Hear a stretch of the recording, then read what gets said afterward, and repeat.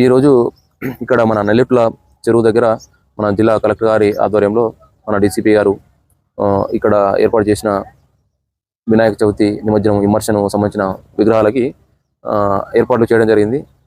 దాని గురించి మా పోలీసు సంబంధించిన అన్ని రకాల భద్రత కోసం అన్ని రకాల చర్యలు తీసుకోవడం జరిగింది. మా పోలీసు బందోబస్తు ఏర్పాటు చేయడం జరిగింది.